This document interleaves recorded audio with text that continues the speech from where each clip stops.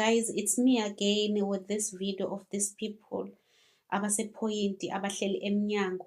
Guys, noma ngabe ukuphi eKZN, if you can at least do something.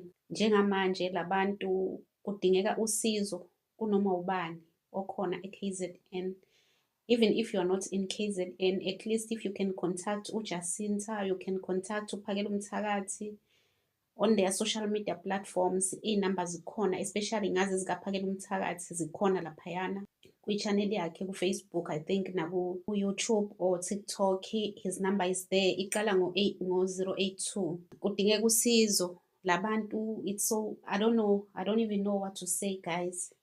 Even myself, I don't have anything, but whatever la engizokwazi ukusiza khona.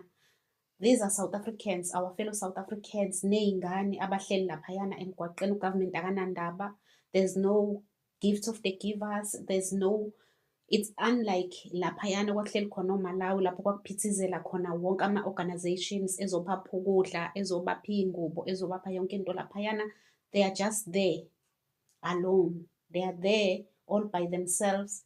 There's no help from anyone except us, their fellow citizens, ukuthi sizameni ukwenza something for them. Noma vele I know ukuthi it's difficult ukuthi ukhona umuntu ongakwazi ukubapha indawo yokuhlala because there are many ama-flood victims ka-2022 lawayana. Akusiba abantu nje abavele bahamba bayo-hijacka ibhilidi, babebekwe kuma-school halls belala khona, and then ugovernment wangenelela ngokuthi uyabathatha from kulawo mahholo uyobabeka kuleli flat nakwezinye indawo, not only this flat, nakwezinye indawo around Durban lapho abazohlala khona isikhashanyana, the time bona as ugovernment besabalungisela indawo zokuhlala. Labantu sebekhishiwe manje eflatini, akuna alternative, akuna ndawo. I posted enye i-video ekseni showing you what is happening there. Uzoyibona nje i-video engiposte ekseni, I think it was around 9:10 before this one, ukuthi kufuneka usizo guys, kufuneka usizo noma ngabe ukuphi lapho ongakwazi ukuthi ufake isandla. Zama nje ukuthi ubone ukuthi wenzeni, noma ngabe y'impahla zokugqoka, noma ngabe une-garage lapho mhlawumbe useThekwini, une-garage maybe lingahlali lutho, just ukubabekela iy'mpahla, maybe ukuthi angazi. I don't even know what to say, guys. I don't even know, but nje siyadingeka ngoba njengamanje labantu, these people are on their own right now, and thina as their fellow citizens esaziyo usizo esibhekene nalo in our country, we have to do something because tomorrow it will be me, tomorrow it can be you, ngoba vele we are on our own in this country. As you can see, Human Rights Commission is nowhere to be seen. Aboseri are nowhere to be seen. If these people were foreign nationals, ngabe manje kugijinywe inkantolo. Let's watch the video, guys. It's not a nice video. I know those who are sensitive, you may feel like crying, but you have to see so that maybe you can take action if you can, because not all of us will be able or are capable of helping. Even if you wish, if you don't have, there's nothing you can do, but at least just put them in your prayers. Ubathandazele, mawuyolala ubathandazele ukuthi uNkulunkulu abagcine usizo livele from wherever, usizo kodwa bakwazi ukuthi belithole. Akekho umuntu ongahlala 2 weeks wonke, over 2 weeks ehlele emgwaqeni ney'ngane, under the rain, under the sun. I-winter iphelele kubona behlele emgwaqeni, guys. Mama unjani? Ngila kulabantu bala ephoyinti bahlele eminyango njengoba ninethi izulu ney'ngane. Yabakhumbula labo balekelele ngezindlu ngesikhala esikoleni. Ayibo Jesu mfethu, ngiyacela sisi wami uposte nawe sizameni. Angikaze ngibuze ubuhlungu obunje in my life. I see the kids bahlele emvuleni. It's raining. Sesifonile yonke indawo, akekho ufuna ukubanceda. Uma bethola indawo yokufihla amakhanda nje manje basuke le mvuleni. Ibuhlungu lento. Ubani esazoqhubeka webafowethu avotela u-ANC uma ngabe abantu behleli dengwane, behleli kabuhlungu kanje, iy'mpahla zabo zigugiswa zimvula ekubeni siyovota. Eyazi yabuhlungu into eyenziwa u-ANC. Abantu bangey'khukhula za-2022 laba engibabonayo, abahleli kabuhlungu kangaka, impahla yabo icoshiwe, endlini ikhishiwe, bahleli ngaphandle balala eminyango ney'ngane yazi yanzima indaba. ANC is the only cancer that is eating away at the core of this beautiful rainbow nation of ours. If you love South Africa, if you love this country, join us. Help us get rid of the African national criminals. Help us eliminate ANC from our government, from our parliament. Vote against the ANC. Vote against the African national criminals. Please.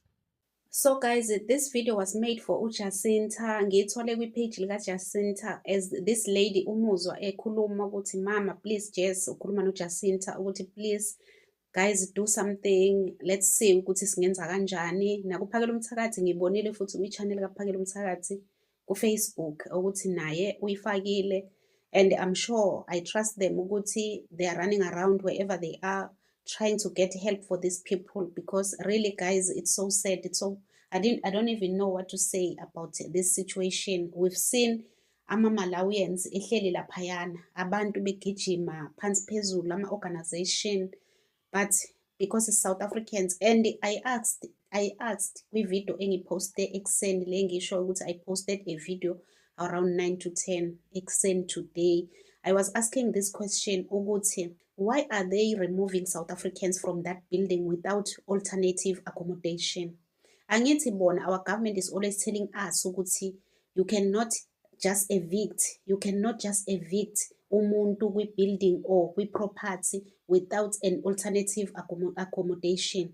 Akuvumelekile, umthetho wase-South Africa does not allow anyone to remove or to evict umuntu kwi-property without an alternative accommodation for him or her. But look at what is happening there. South Africans in their own country, they are sleeping on the streets. Where are our politicians? Where are our leaders? Where is our premier, the premier of KZN? Why are they so quiet? How can people from KZN sleep? Ama victims, ama flood. These are flood victims, not just people nje. Maybe these are stubborn people. Victims of ama flood ka 2022. Their houses, some people they had big houses. Their houses were swept away by the floods. Our government officials are aware of that. uRamaphosa announced ukuthi leya disaster yakhishelwa i-billion. But these people did not see even a cent from that billion. They did not build even umkhukhu for them. They just removed them from those halls, and then they said it's temporary for them to stay in those flats, and others are somewhere else. Not all of them are there in Point. They are scattered everywhere in Durban. Then they said it's temporarily, they will build houses for them. Since 2022, they've been waiting. I-billion asilazi ukuthi likuphi laphelela kuphi. Labantu bahleli laphayana. Now, nje esithubeni, they are evicting them. After evicting them, they don't care where they are going to. Where is our local government? Where is the government of KZN? And I hear this guy saying we must not vote for the ANC. We must not vote for the ANC and the GNU because all these people are in government, but controller everything. Our political parties are there in the GNU. What are they saying about this situation? Why are they not holding ANC accountable for these people who are living there under the rain, under the sun with children? What are they saying when they are meeting there, when they are having their meetings there? What are they saying about this situation? These people have been there sleeping outside for over 2 weeks now. I'm sure some of these people are members of these parties in the GNU, but it's quiet. No one is saying anything about this situation. What can we do? What can we say? We are vulnerable. Our government doesn't care about us. Even if you wish you can help, where are you going to get the money? Because our government is aware that we are unemployed. They are allowing foreigners to take all small businesses away from South Africans. They are allowing foreigners to take, even in this point, for years, abantu base-KZN be-complain ngale point ukuthi many buildings in Point are hijacked by illegal foreigners. But our government is not saying or doing anything about that. But today, because South Africans are in those buildings, we see eviction. And these South Africans did not hijack that flat. They were placed there by the government. Guys, I know you don't have anything. The majority of us South Africans, we don't have anything because we are not working. even those who just started working now because some foreigners left. It's still new, you don't have anything, but I'm just passing this message for those who can do something, who can, maybe even if it's whatever you have. But I think the best way, if you can contact Jacinta. Jacinta is all over. You can contact Upaglu Mtakathi, as I said, and find out, if you wish, maybe you have something you can offer to help your fellow South Africans. Anyways, guys, thank you so much for watching. Don't forget to subscribe, to like and share. Please share for each and every citizen of South Africa to see what is happening here, because we don't even know where the help will come from. So please share the video. Thank you so much, guys. Love you.